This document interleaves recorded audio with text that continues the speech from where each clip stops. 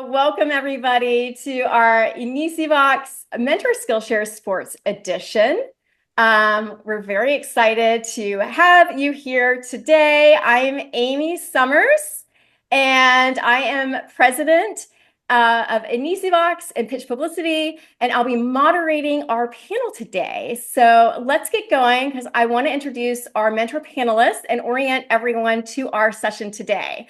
So at INICIVOX, our goal is to equalize mentorship through virtual means, simplifying the process of connecting with mentors. We remove barriers and create more access, delivering mentorship to accelerate your career development, regardless of your current stage.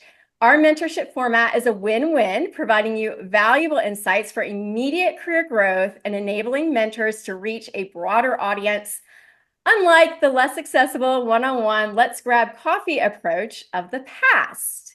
Now, this session is going to be pretty brief, so we're going to get right into introductions and your questions.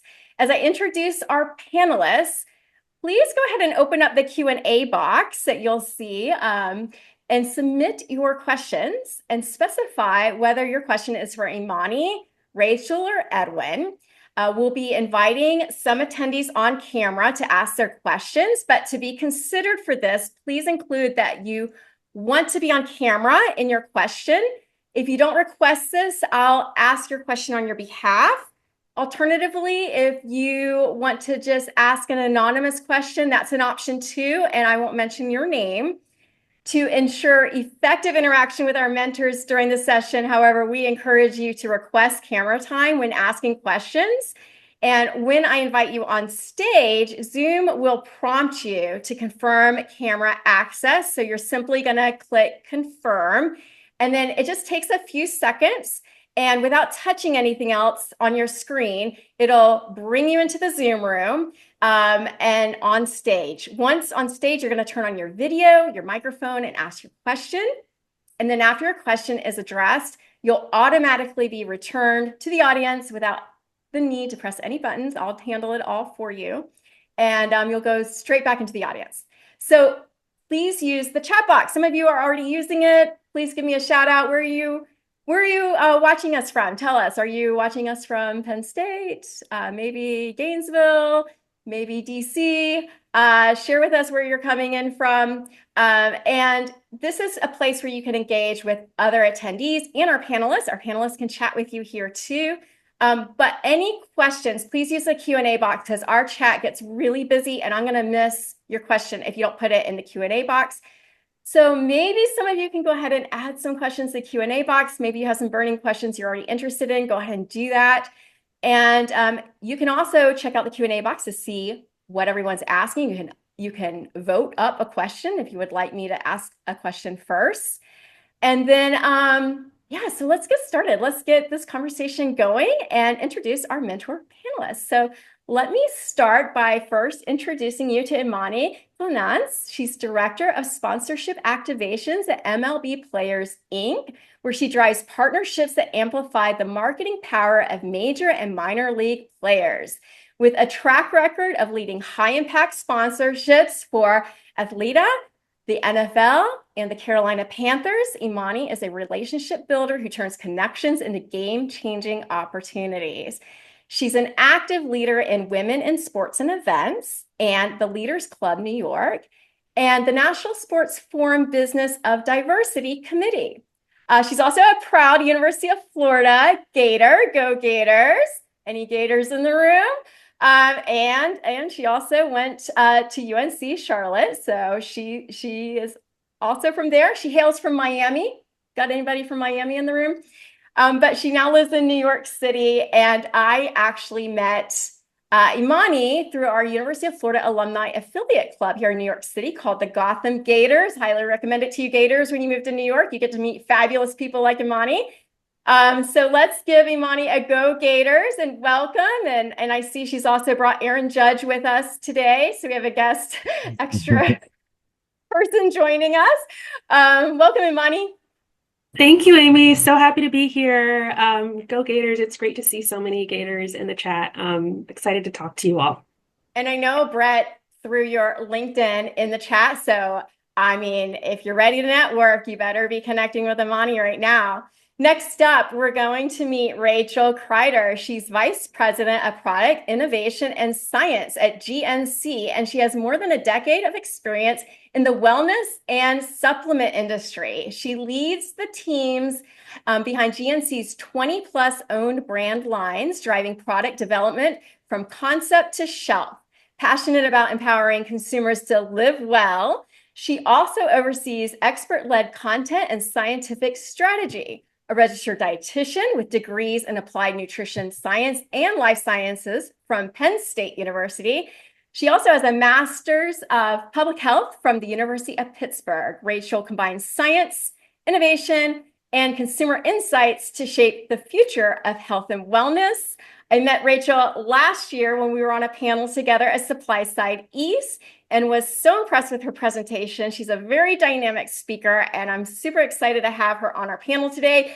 Representing Penn State, are there any Nittany Lions in the room? I don't know. What do you guys do? Do you roar? Do they roar, Rachel? We need the recording that they play the football games. Oh, okay. Or we say we are. We are. So we are so happy that you are here, Rachel. Let Rachel know that you are in the room if you are from Penn State, and be sure to connect with her. GNC is right in Pennsylvania, right, Rachel? So I'm sure you hire a lot of Penn State students. Yep. Okay. All right. So rounding out our panel today is Edwin Piner. He is a sports agent with Wilson Management Alliance, where he negotiates contracts, secures marketing deals, and advises athletes on life beyond the game. He's a certified NFL and NBA agent and founder of Piner Law.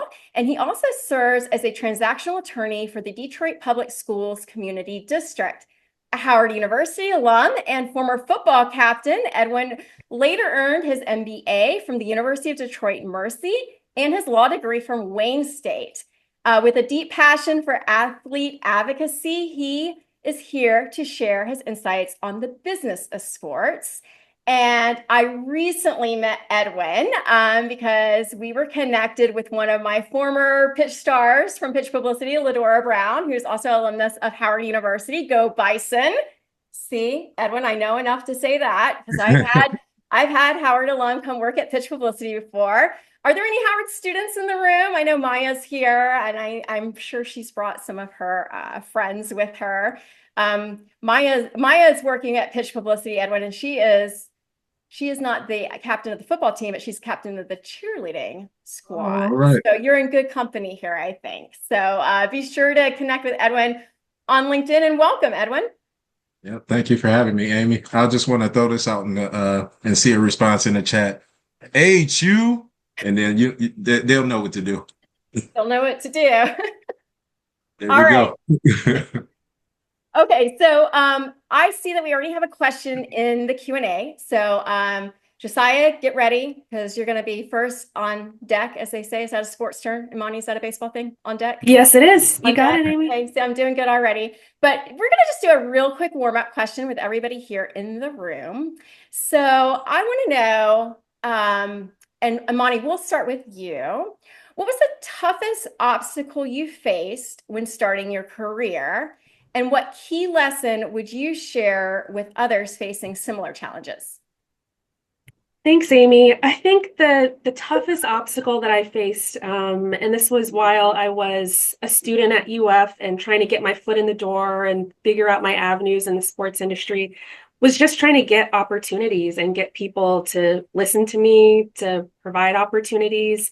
I initially tried to work in our sports information department because I thought about a career in PR. They said they only take journalism or PR majors. I tried working for football and basketball teams and got no's.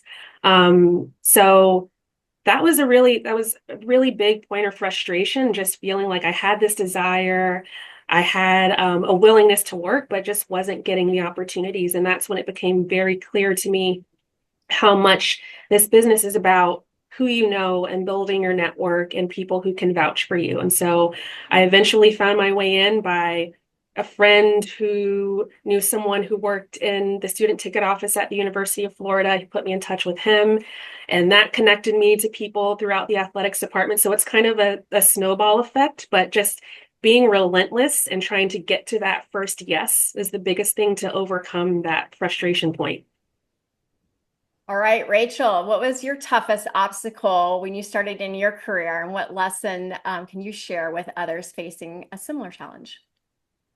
So when I was starting my career as a dietitian, and when I was in my undergrad and in my graduate school, I never thought in a million years that I would be leading this, big team of consumer insights and product design and scientists. I thought I was going to work in a hospital and, tell people like eat more fiber.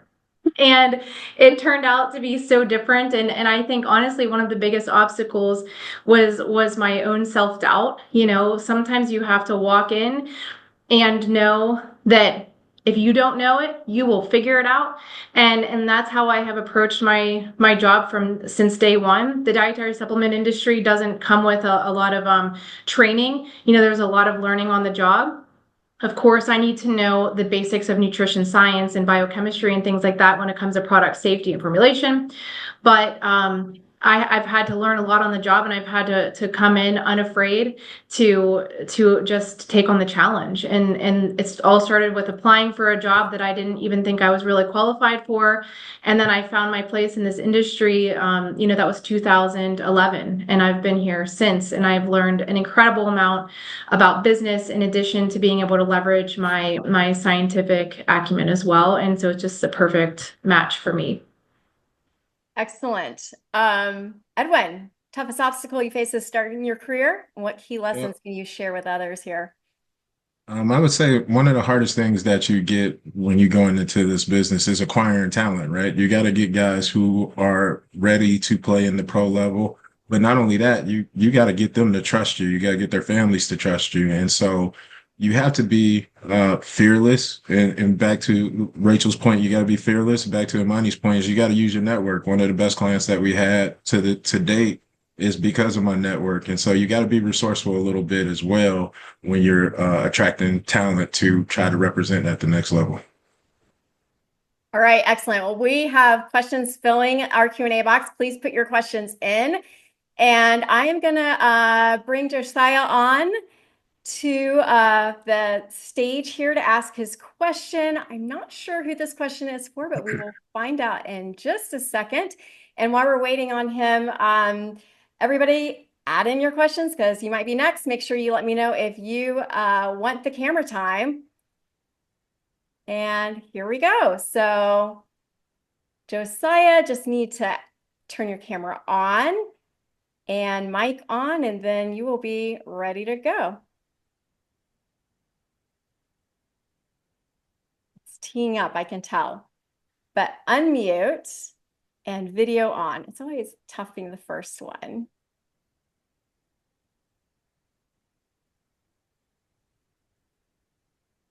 Okay. Well, let's see. I'm going to bring in, while you're waiting on Josiah to get teed up, Maya, I'm going to bring you in. So get ready. You're coming on. Oh, let's see. What's happening? All right. We'll come back. We'll have two people coming in asking their question now. All right. So Maya, hello. Hi, it's so nice to meet you guys. I'm Maya. My question is for Imani. I just wanted to know, like, looking back on like everything that you've accomplished in your career so far, like, what is one thing that you wish you knew about the sports industry, like while you entering that you know now? I just want to reiterate just how much who you know and who knows you is so important. And that was something that I figured out very early on.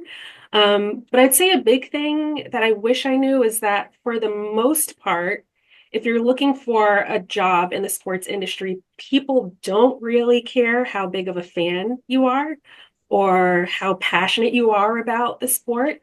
Because I know that when I was applying for internships and jobs initially, I was dead set on working in the NFL, and I papered the whole league with emails and saying in letters, I'm so passionate about football and this is what I want to do. But that doesn't matter to people who are on this side of things looking for people to hire.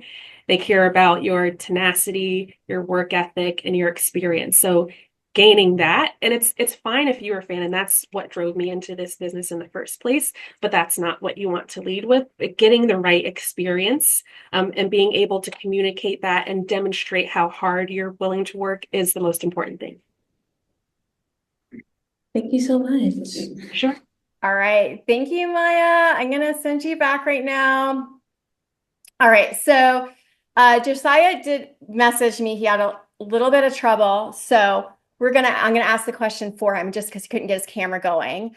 So the question is, breaking into sports world can be challenging because of the competitive nature of the industry. And many folks take their first opportunity in ticket sales. For those who are not interested in the sales route, what's the alternative pathways to break in? Edwin, can you handle this question? It depends on what type of route he wants to go, right? You got to have a little bit more specificity in terms of targeting the type of role you want, right? Your ticket sales, I understand people don't want to go into that, but sometimes the experience gets you a network. And so you got to look at the different opportunities, see what's right for you, and then try to pursue those. And, I don't know what school Josiah goes to, but try to connect with the athletic department there and see what opportunities they have for student employment. And if those things look right for you, try to pursue one. All right, some good advice.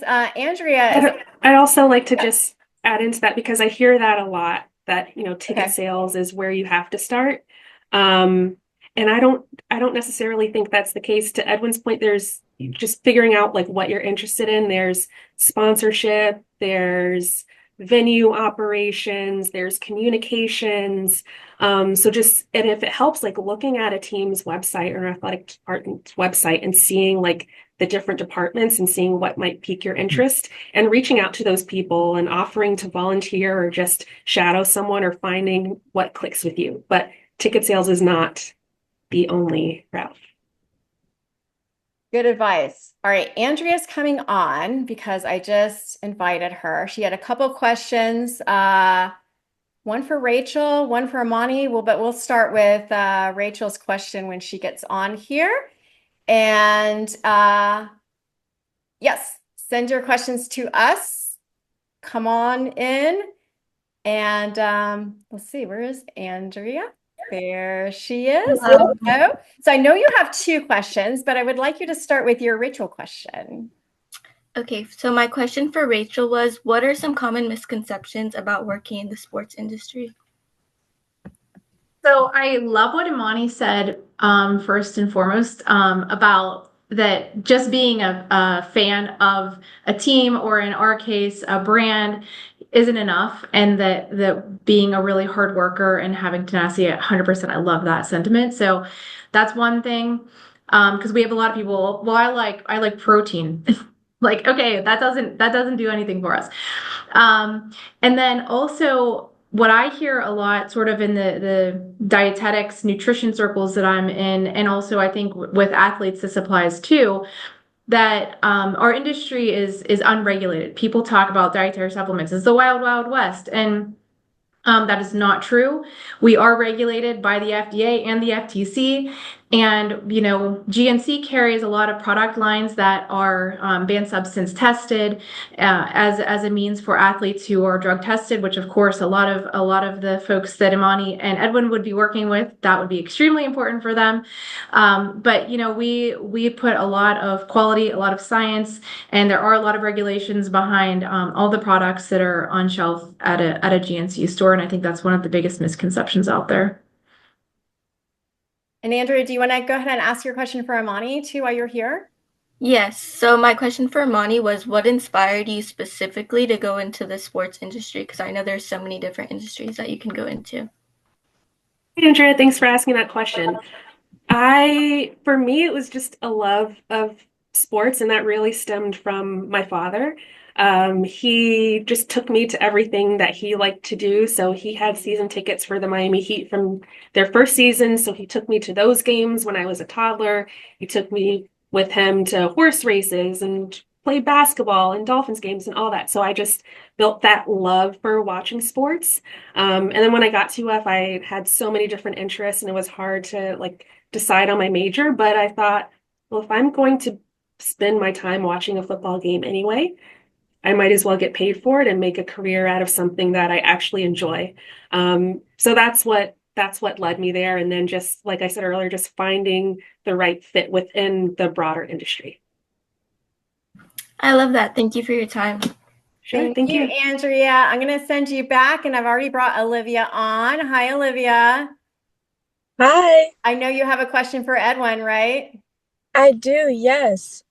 I'm actually going to law school in the fall, but I've always wondered with a profession like yours, how you have your group of clients, how you select them, or is it more so they come to you, or do you have a lot of discretion in that? Yeah, so that's a good question. A lot of it is based on in the beginning, like sales, right? We go out and approach athletes that we want to represent. And then from there, we tell them, the features, advantages, and benefits of being with us.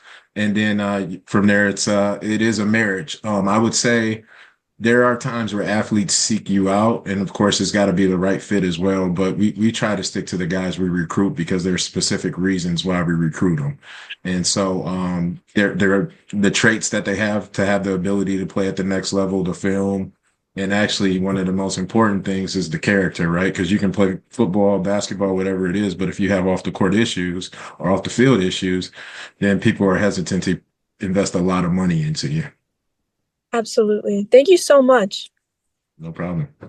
All right. Thank you, Olivia. All right. Jody is coming on. I think Jody's question is also for Edwin. So let's see.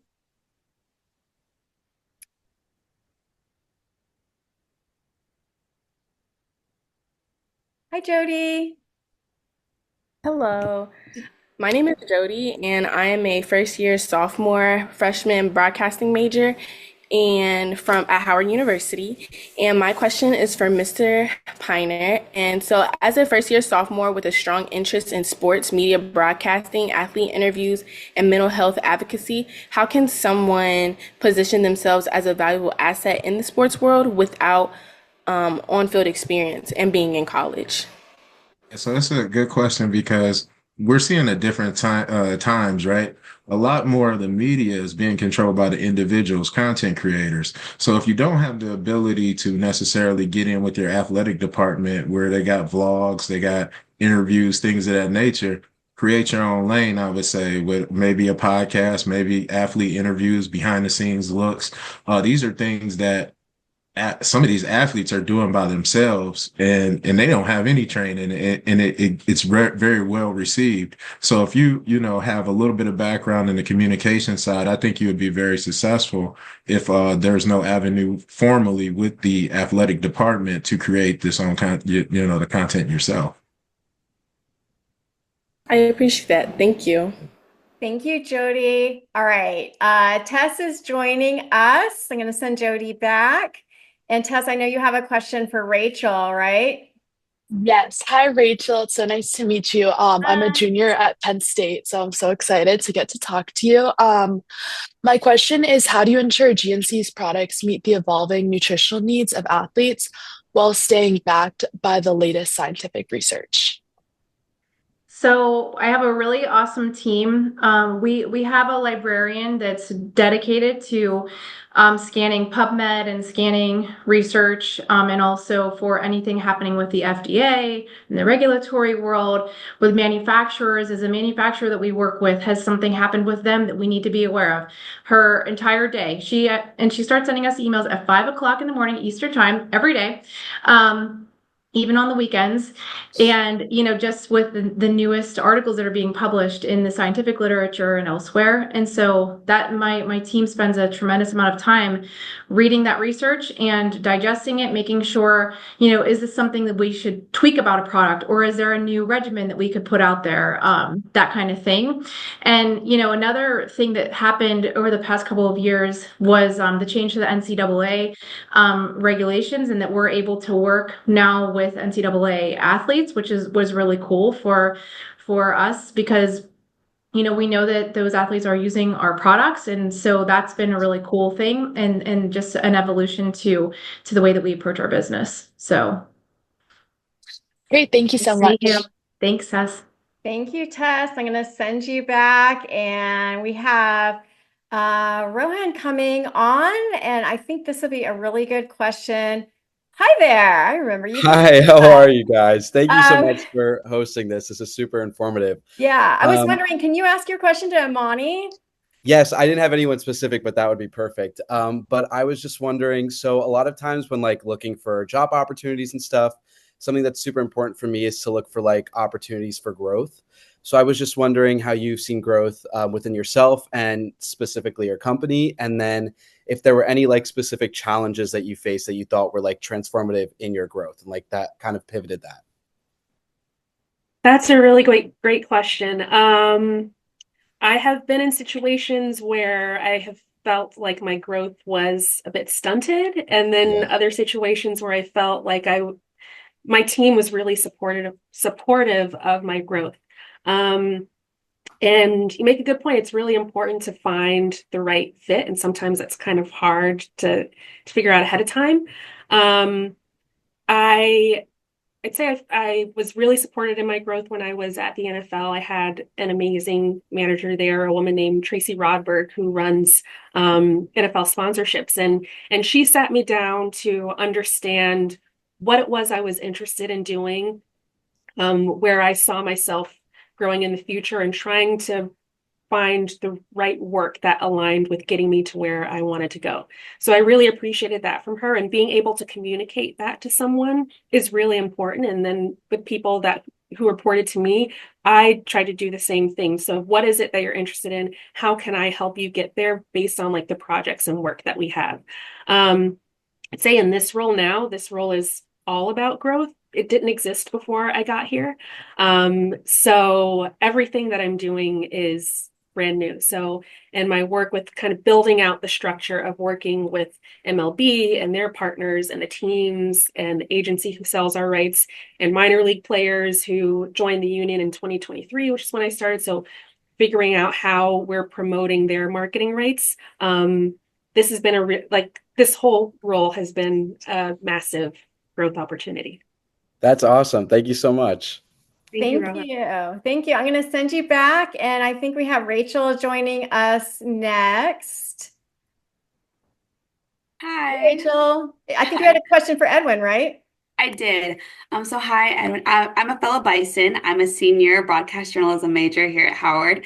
And my question for you, I want to work more on the team side in the NFL. And so I was wondering, as an agent, what are some things that teams can do to build a better relationship with agents and the players that they represent? I think the best thing is transparency, right? When you think about the whole process, there's a lot of teams who don't want to tip their hand and show that they're interested in a player. Of course, it leaves you in flux a little bit, but one of the best experiences I've had is by a guy who is a fellow HBCU alum, Brad Holmes with the Detroit Lions. They were very transparent with one of my clients about their interests and built a relationship with them. And so it was an easy decision for us to go with them over other offers that he had from other teams. And so if you're very transparent, the athlete wants that. They want to feel wanted. They want to feel, you got to stroke their ego, right? It's an ego-based game.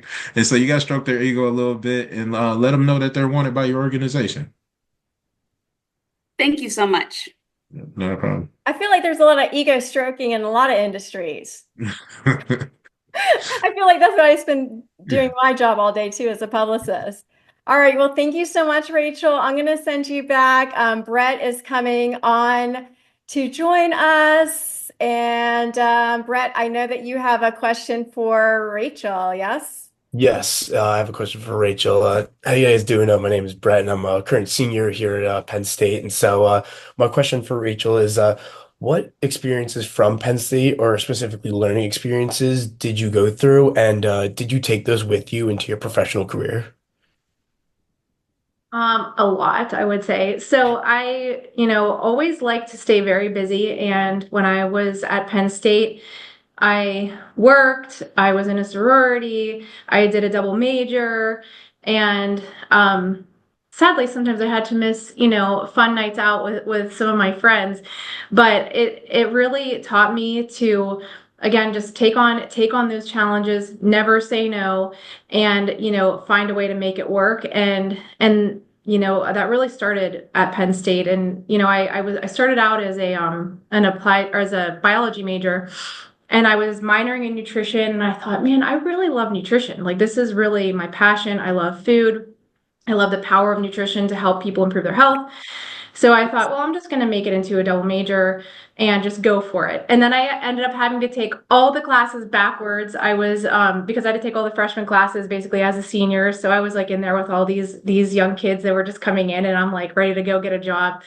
And it just taught me a lot about juggling and prioritizing the most important things, because that's all you have time for, right? So loved my time at Penn State. Awesome. Thank you so much. I really appreciate your response. All right, I'm going to bring Astrid on, and thank you, Brett. Brett is graduating Penn State soon, so maybe connect with Rachel later. Totally. All right, so Astrid is coming on, and I think she has a question for Imani. Let's see if she can get her camera and her mic going. And there she is. Astrid, can you ask your question to Imani? Yeah, hi, Imani. It's nice to meet Hi. you. So I'm currently a sophomore at UF online, and my question for you was, what are the biggest challenges that athletes face, and how do you help them? Thank you for asking your question, Astrid. Do you mean athletes that we're working with here at the Players Association? Yes, yes. So there are a number of challenges that athletes face, and that's one of the things that I've been learning a lot about since joining a union.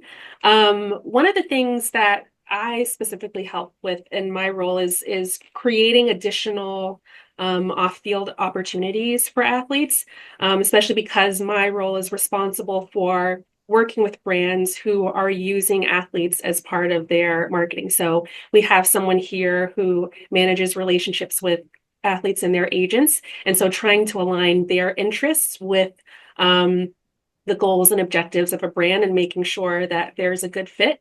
So sometimes a brand will come to us and say, like, do you know which players like cats, or do you know if there are any players who are interested in science, or whatever it is that their marketing campaign is going to be based on, because we want to make sure that we find the right opportunities for players, and so that the players are engaged with the brand is happy with them, but also helping players build their brand off the field. And like Edwin was saying, it's so important, and more players are taking that into their own hands. So we try to connect them with social opportunities with our social media team, and just trying to find ways to help them build their brands off the field. All right, thank you so much. Thank you. Thanks, Astrid. And let's see, Kay's coming on. Kay, I think you had a really good question. Maybe everyone can answer this. So can you ask it to the group, and we'll just go around the room and see? Yeah, so I actually just came from an interview as myself, but as someone who hasn't landed an internship yet, I'm also a senior at Penn. Oh, I'm sorry. That's my bad. I I threw her out of the room. We're going to try this one more time. All right, here we go. Stand by. It's hard to be the host and the producer at the same I time. know. I'm pretty impressed. You're in the chat. You're doing the stuff on the screen. It's very challenging. All right, let's see if we can get Kay back on. Sorry, Kay. Oh, no, it's okay. I thought We'll ask the question about rejection later, but anyway, you're back. You're back. Everything's good. So I'm a senior at Penn State with a major in professional photography and a minor in digital media trends and analytics. As someone who just came from an interview and it felt a little discouraging as May didn't get the same feedback that you wanted to, is there any advice you would have for someone trying to apply for internships no matter where they are in their college career, to overcome those barriers that may seem a little discouraging as you're not landing anything? And is there any other experiences that you have for like either post-grad students or just college students in general that you can gain the extra experience outside of college? Rachel, you want to go first? Sure.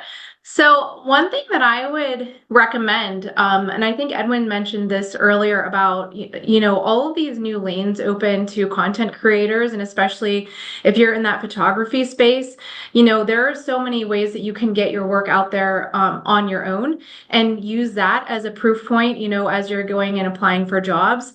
Look at this incredible Instagram account that I've curated with my own photography, or those sorts of things.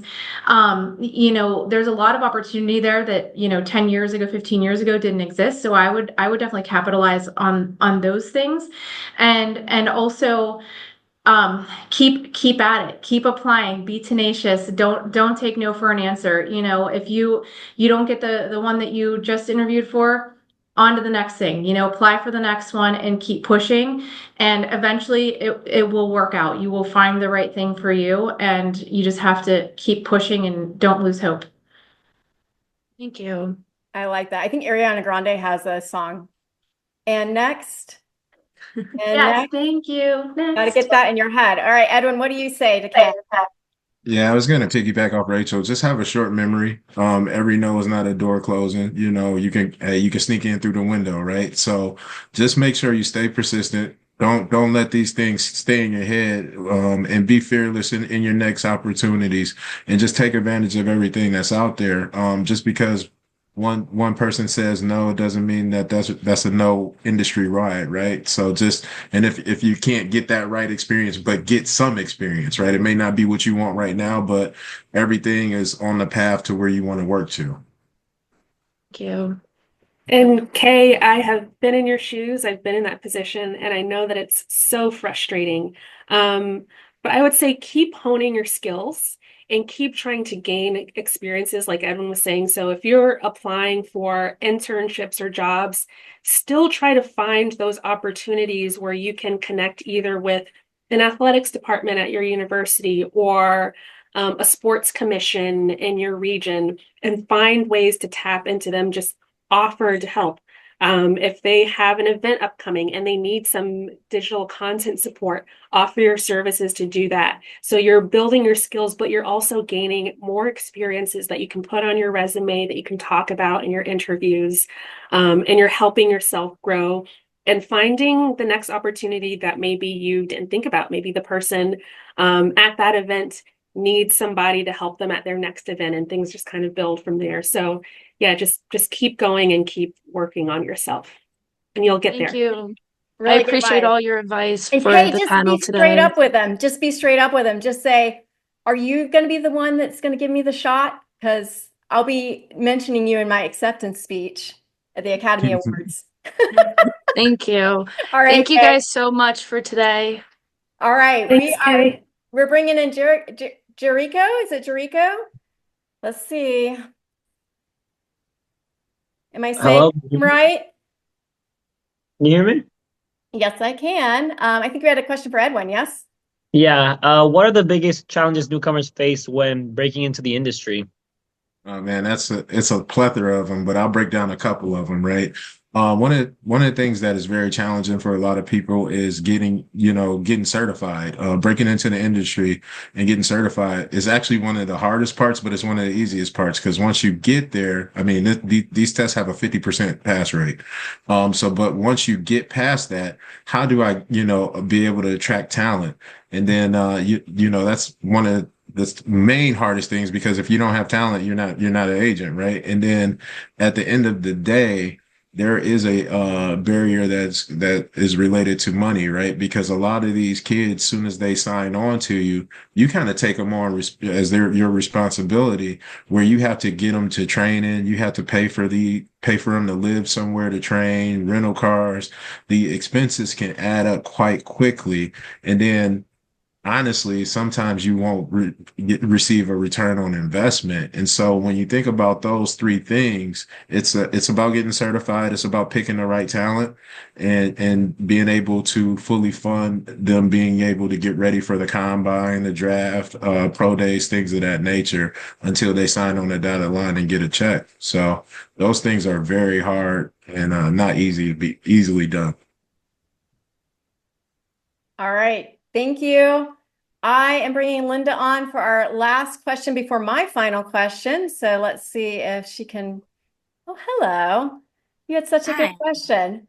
All right. I'm not sure who it's. Oh, I see it. You're directing it to the gator. A gator directing to a gator. Go ahead, Oh Linda. yeah, also Gator over here. And I loved how you mentioned in the very beginning of the webinar talking about that first yes and just staying persistent to get that. But I was wondering how exactly to go about maintaining that persistency and just working to get that foot in the door in any way, shape, or form possible. And especially as somebody who is very interested in potentially working in the sports industry, but doesn't really have that experience on campus or at college. Yeah, no, I appreciate the question, Linda. The first part of maintaining that persistence is just mindset and keeping at the forefront of your mind where it is that you want to go and taking the steps to get there, because it is hard and it can get frustrating. I think the biggest thing is just doing the legwork, and sometimes physically the legwork. Like like I said, I was interested in working in the sports information department, so I just walked into the office and asked if they need help. They didn't at that time, but through the other experiences I gained, I eventually found my way there. So it's a few different ways. Sometimes it's physically walking into someone's office, telling them who you are, dropping off your resume, telling them what you're interested in and how you can help, just offering to be of service. And sometimes you will get some rejections, but eventually someone will say yes. So I'll give you an example. When I was a senior at UF, like I said, I was dead set on working in the NFL. I wanted to work in football operations or player development. So I went on the website of every single NFL team, all 32 teams. I emailed about 2 to 3 people at each team. So what's that quick math? Like 96 people. 3 people responded to me. And so those were the 3 people that I stayed in contact with. They were the ones who helped provide me guidance. They were the ones who helped me keep going when things got very frustrating.